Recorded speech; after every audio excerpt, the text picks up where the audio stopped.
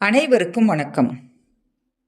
அம்மா அம்மா வாழ்க்கையில ஒரு சிலர் எதையுமே விட்டு கொடுக்காம நான் பிடிச்ச முயலுக்கு 3 கால் தான் அப்படின்னு இருக்காங்கல்ல, அவங்களையெல்லாம் எந்த லிஸ்ட்ல எடுத்துக்கிறது?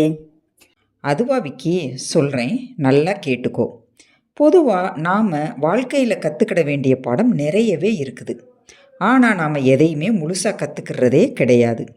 நமக்கு தெரியாத பல விஷயங்களை யாருக்கிட்டையாவது கேட்டு தெரிஞ்சுக்கிறது ரொம்பவே நல்லது. ஆமாம்மா, நம்மளோட எண்ணமும் செயல்பாடும் தூய்மையானதா இருக்கணும். அதே போல நம்மளோட கருத்துக்கள்ல தவறு இருந்துச்சுன்னா தவறை திருத்திக்கிடணும், இல்லைன்னா நான் செஞ்சது தப்பு அப்படின்னு ஒத்துக்கணும். அப்படித்தானம்மா? ஆமாம் விக்கி, அதுதான் நல்ல அணுகுமுறை. அதை விட்டுட்டு நான் பிடிச்ச முயலுக்கு 3 கால் தான் அப்படின்னு பிடிவாதம் பிடிச்சா நமக்கான மரியாதை அந்த இடத்துல கொஞ்சம் கொஞ்சமாக குறைய ஆரம்பிக்கும்.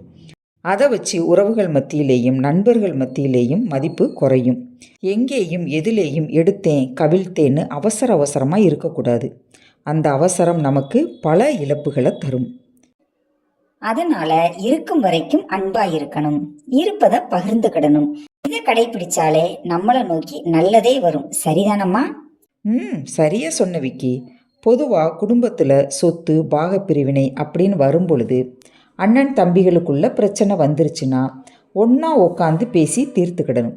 அதை விட்டுட்டு கோர்ட்டு கேஸுன்னு போனால் யாருக்குமே பிரயோஜனம் கிடையாது. பணம் தான் விரயமாகும்.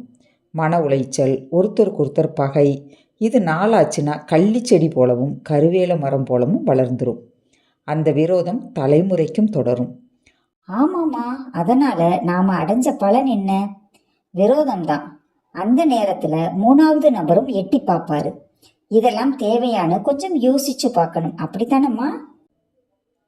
ஆமாம் விக்கி, பரந்த மனப்பான்மையோட நமக்குள்ள சண்டை சச்சரவுகள் வராமல் விட்டு கொடுக்கும் தன்மையோட வாழ்கிறது எல்லாருக்குமே நல்லது. ஒரு சிறிய காற்று தான் பலூனை பெருசாக்குது. அதே காற்றை அளவு மீறி செலுத்தினா பலூன் வெடிச்சிரும். இதுதான் வாழ்க்கையோட தத்துவம். ஆமாம்மா, அதே போல கணவன் மனைவிக்குள்ள கருத்து வேறுபாடு வந்துச்சுன்னா ஒருவருக்கு ஒருவர் பேசி புரிஞ்சுக்கிட்டு செயல்பட்டாலே போதுமானது. கரெக்டா?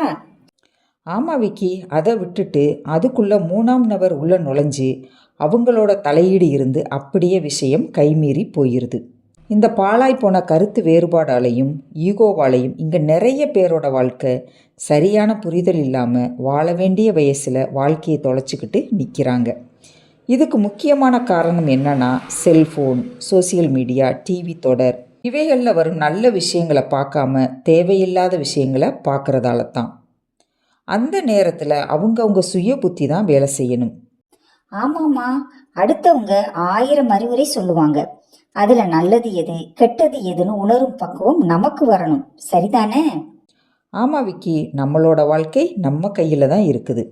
அப்படிங்கிற இலக்கோட, நேர்மறை சிந்தனையோட, இறை நம்பிக்கையோட வாழ்க்கை என்னும் ஓடத்தில் அழகாக பயணம் செய்யணும். இனிமையான வாழ்க்கை அமையும். நான் சொல்லும் இந்த கருத்துக்கள் யாருக்காவது ஏதாவது ஒரு விதத்தில் உதவியாக இருக்கும் அப்படின்னு நம்புகிறேன். இனி ஒரு நல்ல கருத்தோடு அடுத்த வீடியோவில் சந்திப்போம். நன்றி, வணக்கம்.